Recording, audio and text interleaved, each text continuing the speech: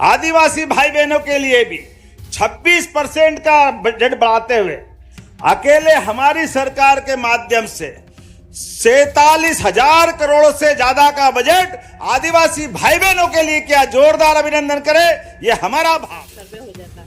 और वनाधिकार के पट्टों का सर्वे करने के लिए मंजू बहन जी पीछे पड़ रही बार बार, तो जब बार बार पड़ रही तो कुछ न कुछ तो करना पड़ेगा। और हमने कहा चिंता मत करो कांग्रेसियों को लगा ये क्षेत्र हरा भरा हो जाएगा, खेती किसानी अच्छी हो जाएगी, तो उनके तो तोते उड़ गए। तो कह रहे भड़काओ लोगों को, अरे गांव से हटा देंगे, बेघर कर देंगे। चिंता मत करो कांग्रेसियों, तुम्हारी छाती पे मूंग दलते रहेंगे लेकिन किसी को बेघर नहीं करने देंगे। सबकी चिंता हमारी सरकार करेगी। और जाके रोजगार के लिए हाथ फैलाने की जरूरत नहीं है, सबको अपने राज्य में रोजगार मिले, इस दिशा में हमारी सरकार काम कर रही है। तो हम नहीं कह रहे, कांग्रेस ही कह रहे, हम आपसे नहीं हमारे नेता से परेशान है। ये कांग्रेसियों का दर्द हो गया।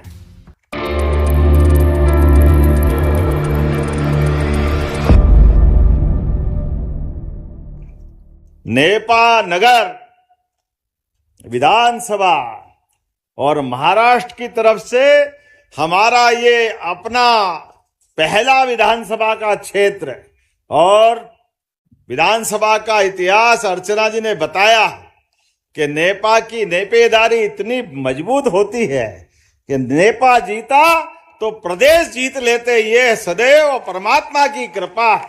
जब जब नेपा नगर भाजपा का हाथ में आया तो दुनिया की कोई ताकत हमको वल्लभ भवन में भाजपा की सरकार बना से रोक नहीं सकती है। अद्भुत नगरी है आपकी, परमात्मा की कृपा है। प्रकृति की गोद में बसा हुआ नेपा नगर, चारों तरफ हरियाली, परमात्मा की कृपा से प्राकृतिक संपदा, भू संपदा, जल संपदा, मानव संपदा और मन का भोलापन ऐसा कि चेहरे की खिलखिलाहट बता देती है कि नेपा नगर आ गया, बुरहानपुर आ गया, ये आनंद की मस्ती आ जाती। ये एकमात्र जगह ऐसी है बुरहानपुर जिसके कृषि क्षेत्र से लेकर के कृषि उपकरण तक, खेत से लेकर कारखाने तक, हर एक जगह अपना जिला अपनी अलग पहचान बना के रखता है। इतना आनंद के साथ, और अतीत का भी गौरवशाली पक्ष कहां महाभारत काल से जोड़ती है हमारी दीदी तो। और महाभारत काल के बाद में हमारे प्रथम गुरु नानक देव जी से लगा करके दसम गुरु नानक देव जी महाराज तक का इतिहास इसी जिले से जुड़ता है। मैं आपका अभिनंदन करता हूं। महाराज शिवाजी ने भी अपनी सूरवीरता, बहादुरी, बुद्धिमत्ता सब प्रकार के दौर में अलग अलग कारण से इस पूरे क्षेत्र की अलग पहचान बनाई। कई कारण से मैं आपकी इस नेपा और बुरहानपुर की बातें कर सकता हूं। और ऐसा तो कहा जाता है कि ये दक्षिण का द्वार, दक्षिण की काशी के बराबर है। इतना पवित्र नाम, कितना पवित्र भाव है। वाकई में आपका वंदन करता हूं, अभिनंदन करता हूं। यहां मां इच्छा देवी, मां मोती माता, उनकी कृपा से सब प्रकार की मनोकामना जो आप मांगो सब परमात्मा आपको देता है। और खास करके नेपा का कागज और कागज मिल भी चलेगा, नेपा की सारी व्यवस्था भी चलेगी। ये आपसे मैं कमिटमेंट कर रहा हूं।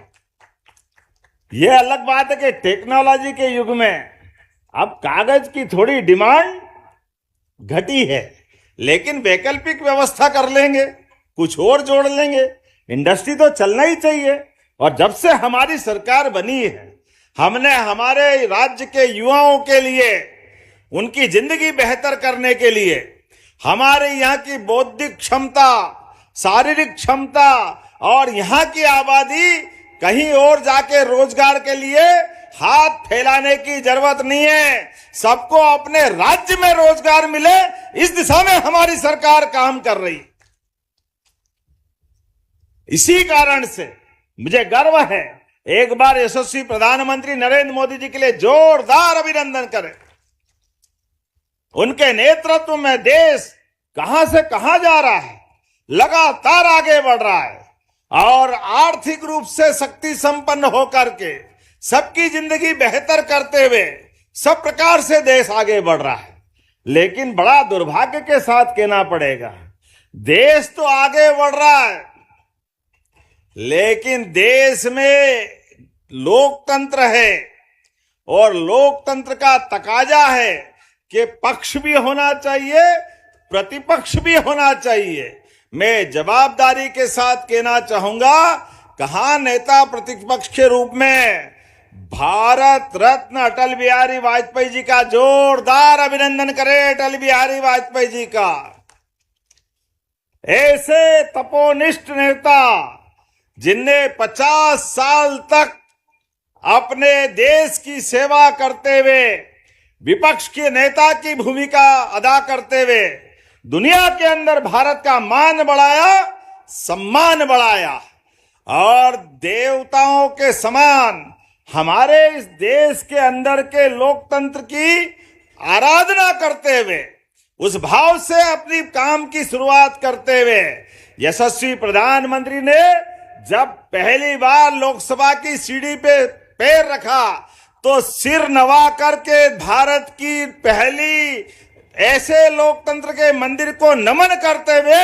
जनता जनार्दन का अभिनंदन किया। ये भावना माननीय हमारे प्रधानमंत्री नरेंद्र मोदी जी की। लेकिन वो नेता प्रतिपक्ष जैसा पावन पुनीत पद ये राहुल गांधी अपनी नादानियों से लगातार गिराता जा रहा है। पता नहीं क्या हो गया कांग्रेसियों को, कहां से ढूंढ के लिया है। वो अपने खानदान के लोगों को बात तो जरूर करते हैं, लेकिन जब देखो तब लोकतंत्र का मजाक बनाते हैं। जब भारत में चुनौतियां होती वो विदेश में गुलछर्रे उड़ाते हैं। जब भारत में लोकतंत्र पे कहीं कोई उंगली उठती है तो वो लोकसभा से गायब होकर के किसी और जगह चले जाते हैं और फिर कहते हैं मुझे बोलने का समय नहीं देते। अरे बोलने वाला हो तो बोलने का समय मिले। अब ये अलग बात है कि बोले भी तो वो जो बोलने में झचे, जब भी मुंह खोले भगवान जाने क्या बोले, जब भी बोले बेड़ा गर्क। भगवान अब तो हम नहीं कह रहे, कांग्रेस ही कह रहे, हम आपसे नहीं हमारे नेता से परेशान है। ये कांग्रेसियों का दर्द हो गया। कहां जाएगी इनकी पार्टी और कहां जाएंगे ये लोग। लेकिन मैं कांग्रेस के लिए तो भगवान से काम नहीं करता हूं। कई लोग तो शुभकामना देते हैं कि भाजपा लगातार विश्व की सबसे बड़ी पार्टी अगर बनी है और तीसरी बार दिल्ली में सरकार बनी है तो आप तो कामना करोगे राजीव गांधी के बेटे राहुल गांधी को नेता बनाए रखे। भाजपा अपने आप बढ़ती जाएगी, अपने आप बढ़ती जाएगी, और कोई की जरूरत ही नहीं। ये कांग्रेस के ही शुभंकर है जो बीजेपी को इनके कारण से लगातार जनता दिलो जान से चाहती है। लेकिन आज मैं वो बात करने नहीं आया, मैं आज इस बात का हिसाब पूछने आया हूं। कांग्रेस के नेता जवाब दे, जब रूस यूक्रेन युद्ध हो रहा था तो कांग्रेस के लोग क्या कह रहे थे। और मुझे इस बात की प्रसन्नता है, उस दिन भी यशस्वी प्रधानमंत्री ने भारत के बच्चे रूस, यूक्रेन, तजाकिस्तान, कजाकिस्तान जितने भी देशों में थे वो केवल भारत का झंडा लेके चले और दोनों देश की सेनाओं ने हथियार नीचे कर दिए और भारत के बच्चे निर्बाध रूप से भारत की तरफ आए। ये हमारे देश का नेता, ये हमारे देश की ताकत, और ये है नरेंद्र मोदी का नेतृत्व। और ये उस दिन की कहानी नहीं, जब जब ऐसा कोई संकट आया तो देश के लोगों के लिए प्रधानमंत्री सबसे पहले खड़े हुए और देश का मान सम्मान बढ़ाया। यह हमारे लिए गौरव की बात है। लेकिन ये नादान है कि मानते ही नहीं। अभी आप देखो, इस खाड़ी के भीषण युद्ध में सबको मालूम है तेल तबाह हो रहा है, दुनिया कहां से कहां जा रही है। युद्ध एशिया के मुहाने पे खड़ा हुआ है, दक्षिण एशिया हमारे पास के हिस्से में। लेकिन ऐसे समय में भी तेल के मामले में, गैस सिलेंडर के मामले में, और भाषा क्या बोल रहा है।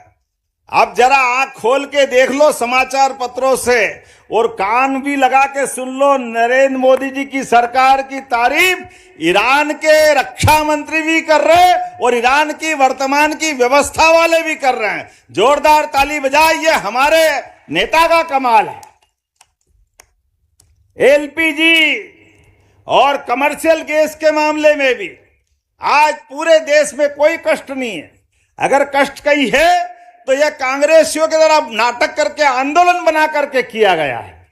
जब चुनौती हो रही है, दुनिया को मालूम है कि भारत के अंदर गैस और तेल किसी और पर निर्भर रहना पड़ता है, लेकिन ऐसे माहौल में भी राहुल गांधी नादानी करने से बाज नहीं आए। ऐसे में भी राजनीति कर रहे हैं। कोई बात नहीं, हमारे यहां तो कहा गया है, जाकी रही भावना जैसी प्रभु मूरत देखी तिन तेसी। तुम यही बोलते रहो और 50 साल तक सरकार से बाहर रहोगे बाबू। करते रहो ऐसा काम, करते रहो ऐसा काम। जनता सब जानती है। मैं आज आपके बीच बात कर रहा हूं। हमारी सरकार माननीय नरेंद्र मोदी जी के नेतृत्व में भारत सरकार किसान कल्याण वर्ष मना रही है, और किसान कल्याण वर्ष मना करके अपने किसानों की बेहतरी के लिए कितने प्रकार से काम कर रहे हैं माननीय मोदी जी। मुझे इस बात की प्रसन्नता है, अब से 2-4 दिन बाद नया साल भी आने वाला है, और वो गुड़ी पड़वा विक्रम संवत 2083 उसका शुभागमन होने वाला है। ऐसे शुभागमन के अवसर पर अगर मैं बुरहानपुर में अपने किसान भाइयों बहनों के बीच में आया हूं, आदिवासी भाई बहनों के अंचल में आया हूं, तो खाली हाथ नहीं आया हूं। सच में अर्चना जी और सांसद जी सही कह रहे थे, 1 महीने से भी कम समय में अभी 363 करोड़ की राशि का लोकार्पण भूमि पूजन हो रहा है। जोरदार अभिनंदन करें इसी नेपा नगर के लिए। ये छोटी मोटी बात नहीं है। और साथ ही साथ नई फैक्ट्रियां 30 करोड़ 59 लाख की लागत से 7 पायरी के अंदर भी, ये हमारे भविष्य में रोजगार के मंदिर होंगे। किसान कल्याण वर्ष के माध्यम से जिस प्रकार से काम चल रहा है, और वैसे तो हमारे यहाँ बागवानी, कृषि सब क्षेत्रों में नेपा नगर और बुरहानपुर और निमाड़ का एक अलग पहचान है। हर एक क्षेत्र को हम आगे बढ़ा रहे हैं। ऐसे समय में 1 महीने से भी कम समय में 363 तो अभी, और 750 करोड़ तो अभी दिए, वो 1100 करोड़ 1 महीने में एक जिले बुरहानपुर को मिल जाए। जोरदार अभिनंदन करें। ये हमारा काम करने का तरीका, और ये है सरकार की भावना, ये हमारे आपके बीच का कमिटमेंट है। जब मैं आपसे कोई बात कर रहा हूं तो सच में हमारे लिए आज का दिन तो एक अलग प्रकार से है। मैंने 2 दिन पहले ही लाडली बहनाओं के लिए हमने अपनी राशि का निवर्तन किया। जोरदार ताली बजाए लाडली बहनाओं के लिए भी। ये कांग्रेसी उस समय भी कह रहे थे, ये 1000 की योजना चालू हुई जून 2023 में, तो कहा चुनाव की बात है, चुनाव गया, पैसे गए, ये भाजपा के लोग चलाएंगे नहीं। अरे कांग्रेसियों, आंखें हो तो देख लो। अभी 2 दिन पहले हमने अपनी लाडली बहनाओं के लिए प्रदेश की 1,25,27,000 बहनों के खाते में 34वीं किस्त दी है। 34वीं किस्त। जोरदार अभिनंदन करो बहनों के लिए। भाई दूज और रक्षाबंधन तो साल में 1 बार आता है, लेकिन हमारी सरकार हमारी बहनों के साथ हर महीने आशीर्वाद लेते, हर महीने मनाते हैं। यह हमारा इनका भाव है। और ये नालायक कांग्रेसी कहते हैं ये लाडली बहनाओं को पैसे मत दो, ये शराब पी जाती है, ये दारू पी जाती है। बहनों, हिसाब रखना पक्का बना करके आर्या 28 का चुनाव, जिस दिन चुनाव होगा उस दिन 2 बार बटन दबा के इनका हिसाब चूकता करना, यह कांग्रेसियों की भाषा का जवाब रहेगा। इनने तो फूटी कौड़ी दी नहीं, और अगर हम दे रहे हैं तो ये क्या कह रहे हैं? अरे माता बहनें अपनी राशि से पूरे घर परिवार के बीमार की दवा का इंतजाम करती है, बच्चों की पढ़ाई का इंतजाम करती है, तो हर एक जगह जहां भी जरूरत है माता बहनें लाडली बहन की राशि से इंतजाम करती है। और मैं अकेला इसी नेपानगर विधानसभा में बताना चाहूंगा, लगभग 45,000 से 50,000 बहनें अकेले नेपानगर में। मैं आपका अभिनंदन करता हूं, जोरदार ताली बजा, इतनी बड़ी संख्या में। और हर महीने 1500 के हिसाब से लगभग 7.25 करोड़ से 10 करोड़ की राशि आपके खाते में आती, और पूरे साल में 100 करोड़ से ज्यादा राशि हमारे माध्यम से बहनों के पास पहुंचती है। मैं आपको बधाई देना चाहता हूं। और किसान सम्मान निधि किसानों के लिए भी किस किस के खाते में आती है? हाथ खड़े करो। किसान सम्मान निधि आपके लिए भी चिंता मत करो। इसी नेपानगर अकेले जिला बुरहानपुर भी नहीं बता रहा हूं, यहां हमारे नेपानगर में जो 6,000 राज्य सरकार के और 6,000 मोदी जी के, अभी 13 तारीख को ही आपके पास पैसा आए। जोरदार अभिनंदन करें मोदी जी के लिए भी। और अकेले हमारी योजना से लगभग 18,000 से 22,000 किसानों को लाभ मिल रहा है, और सब मिलाकर के 60-70 हजार परिवारों को किसान सम्मान निधि और लाडली बहना का लाभ मिल रहा है। अभी तो आयुष्मान का नहीं बता रहा हूं, आयुष्मान प्रत्येक व्यक्ति को 5 लाख तक का। और आगे बढ़ो, स्कूल जाओ तो सांदीपनि विद्यालय, भव्य दिव्य विद्यालय, जोरदार अभिनंदन बच्चों के लिए भी।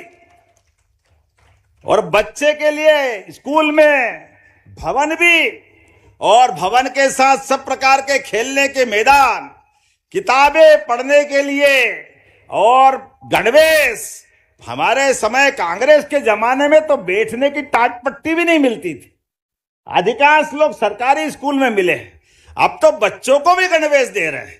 और गणवेश तो छोड़ो, 4 किलोमीटर दूर अगर स्कूल है तो साइकिल दी। पिछली बार 5 लाख साइकिलें दी बच्चों को। जोरदार अभिनंदन करें, 5 लाख साइकिल बच्चों के लिए। और आगे बढ़ो, अच्छा बढ़ेगी, बच्चे और पोजीशन लाएंगे तो बच्चियों को स्कूटी जो स्कूल में टॉप करे और 75% से ऊपर बनाए तो सबको लैपटॉप दे रहे हैं। ये सरकार का भाव है। अरे हम भी आगे बढ़े, भविष्य की पीढ़ी भी आगे बढ़े, इन सबके लिए काम करने का काम हमारी सरकार के माध्यम से हो। आदिवासी भाई बहनों के लिए भी 26% का बजट बढ़ाते हुए अकेले हमारी सरकार के माध्यम से 47,000 करोड़ से ज्यादा का बजट आदिवासी भाई बहनों के लिए किया। जोरदार अभिनंदन करें, यह हमारा भाव है। यह भगोरिया तो कब से होता आया था, लेकिन भगोरिया के लिए कांग्रेसियों ने कुछ नहीं किया। हमने कहा भगोरिया आदिवासी भाई बहनों के साथ, प्रकृति के साथ आनंद मनाने का, होली के अवसर पर बसंत ऋतु का आनंद लेने का। ऐसे में भगोरिया को राष्ट्रीय उत्सव मनाने का काम हमारी सरकार के द्वारा हो रहा है, ये हमने शुरू की। इसलिए भगोरिया में भी आपके ही निमाण में बड़वानी अंचल में कृषि कैबिनेट करने का काम हमारी सरकार के द्वारा। जोरदार अभिनंदन करें, पहली बार इसी बड़वानी अंचल में कृषि कैबिनेट की है। कांग्रेसियों ने कभी नहीं की, और हजारों करोड़ की स्वीकृतियां दी है। यही ओंकारेश्वर धाम में एकात्म धाम के आधार पर लगभग 3,000 करोड़ की नई योजना मंजूर कर रहे हैं। 2600 करोड़ की तो आपके इसी जिले के अंदर कौन सी योजना बताई थी दीदी आपने?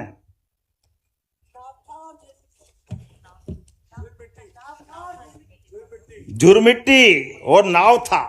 अब बताओ 2600 करोड़, जोरदार ताली बजाओ ये अपने दोनों क्षेत्र के लिए 2600 करोड़ की योजना। और हमने कहा चिंता मत करो कांग्रेसियों को लगा ये क्षेत्र हरा भरा हो जाएगा, खेती किसानी अच्छी हो जाएगी। तो उनके तो तोते उड़ गए, तो कह रहे भड़काओ लोगों को, अरे गांव से हटा देंगे, बेघर कर देंगे। चिंता मत करो कांग्रेसियों, तुम्हारी छाती पे मूंग दलते रहेंगे लेकिन किसी को बेघर नहीं करने देंगे। सबकी चिंता हमारी सरकार करेगी। तुम तो रोने के लिए पैदा हुए, तुम रोते रहना। हमारी सरकार कभी इससे पीछे होने वाली नहीं, एक आदमी को परेशानी नहीं आने देंगे। जब मैं आपसे बात कर रहा हूं तो मुझे 2 बजे निकलना था, लेकिन 2:30 बज गया। आपसे बात कर रहा था, ऐसा लगा कि सब भूल जाओ और यहीं अपने भाषणबाजी में और आनंद के साथ नेपा नगर में रात गुजारो। इतना प्रेम का वातावरण, इतना अच्छा क्षेत्र, गजब। वास्तव में आप भाग्यशाली हो। मैं आपको धन्यवाद देते हुए आभार भी मानता हूं। और बहुत सारी सौगातें तो दी है, लेकिन फिर भी हमारी बहन जी ने फिर बात रख दी। आपने कहा कुछ और मांग लिया है, तो आज अभी 1100 करोड़ तो 1 महीने में हो गए। 2600 करोड़ की सिंचाई योजना है, 55,000 परिवार की लाडली बहना है, 12-15 हजार 21,000 से ऊपर आप सब मिलाकर राशि जोड़ लेना। अब मैं करोड़ों का हिसाब तो नहीं बताऊंगा, लेकिन कोई बात नहीं। आपने कहा कि हमारे नेपा नगर के कॉलेज में एग्रीकल्चर विषय भी पढ़ाया जाए, तो पढ़ाना चाहिए क्या? ताली वाली बजा के बताओ, पढ़ाना चाहिए? तो यहां पर बुरहानपुर जिले में ये पढ़ाने की घोषणा करता हूं, जरा जोरदार ताली बजाएं।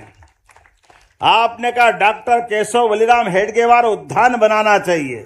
अरे तो जन्म शताब्दी चल रही है राष्ट्रीय स्वयंसेवक संघ की, और पहले सरसंघ चालक है, उनके लिए कोई बात हो तो क्या दिक्कत है? मैं उद्यान बनाने की घोषणा करता हूं। बगीचा बनेगा, शाखा लगेगी, जो काम होगा आनंद आएगा, उसमें क्या परेशानी?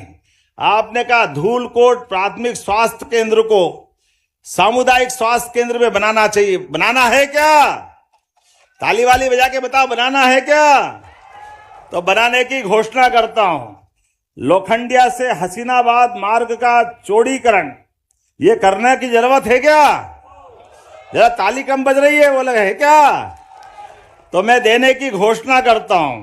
आपने कहा ग्राम 10 घाट केरपानी मार्ग ताप्ती नदी पर उच्च स्तरीय पुल, अरे बड़ा भारी बनाने की बात कर रहे हैं। ताप्ती मैया के पास है, नदी पे पुराना रपटा बना है, वर्षा काल में डूब जाता है, आवागमन बाधित होता है। सच में सही है क्या? आवाज आ नहीं रही, ये गलत बोल रहे कि सही है? सही है, तो चलो पुल बन जाएगा, इसमें क्या बड़ी बात है। ये भी तैयार, ये भी तैयार, तो हम भी तैयार। जोरदार अभिनंदन करें। अब आने वाले समय में अगली बार भी बुलाना, आज ही आज मत ले लेना भाई, बहुत सारे काम कर दिए हैं। आपने कहा असीरगढ़ का किला दक्षिण का द्वार, वास्तव में अद्भुत किला है। उस किले के लिए भी पर्यटन केंद्र के रूप में विकसित करने के लिए जीर्णोद्धार सहित जो जो हो सकता है वो सब हम आर्कियोलॉजी के साथ मिला के करेंगे। इतना अच्छा किला वहां नहीं करेंगे तो कहां करेंगे? आपने कहा पलासुर बेरा, सीवल बेरा, निम्बापुर बेरा, चाकबारा तालाब, हरियाली और कई प्रकार की सिंचाई से सुविधाओं का भूमि पूजन। जोरदार ताली बजा, इसका तो भूमि पूजन हुआ है। और वनाधिकार के पट्टों का आप चिंता मत करो, जितने लोगों के पास पट्टे हैं, पहले तो मैं आपको बताना चाह रहा हूं, हमारी सरकार के माध्यम से अब पट्टों को राजस्व विभाग के माध्यम से रजिस्ट्री में बदला जाएगा। रजिस्ट्री में सभी भाई बहनों के लिए, और भाई का भी नाम, बहन का भी नाम, और रजिस्ट्री में लगने वाले लगभग 3,000 से 5,000 करोड़ की राशि सरकार अपनी तरफ से फ्री देने वाली है। आपका 1 पैसा नहीं लगेगा। बड़े लोगों की रजिस्ट्रियां होती है, उनकी प्रॉपर्टी मिलती है। गरीब आदमी पट्टा लेके जाए तो पट्टे को सरकारी विभाग वाले पूछते नहीं, वो कहते रजिस्ट्री लाओ, रजिस्ट्री लाओ। तो कोई बात नहीं, हमारी सरकार ने तय कर दिया, उनको भी पट्टों को रजिस्ट्री में बदल देंगे। रजिस्ट्री की सौगात देने का काम हमारी सरकार के माध्यम से होगा। जब ताली इधर बज रही तो इधर नहीं बज रही, पल्ले पड़ रही कि नहीं पड़ रही मुझे मालूम नहीं है। भाई साहब सर्वे हो जाता। और वनाधिकार के पट्टों का सर्वे करने के लिए मंजू बहन जी पीछे पड़ रही बार बार। तो जब बार बार पड़ रही तो कुछ न कुछ तो करना पड़ेगा, है क्या? तो मेरी अपनी ओर से आपकी इस मांग को भी स्वीकार करता हूं। ताली बजा करके बहन जी की बात का भी समर्थन कर दे। अब आज तो इस अवसर पर कहना इतना ही पर्याप्त है।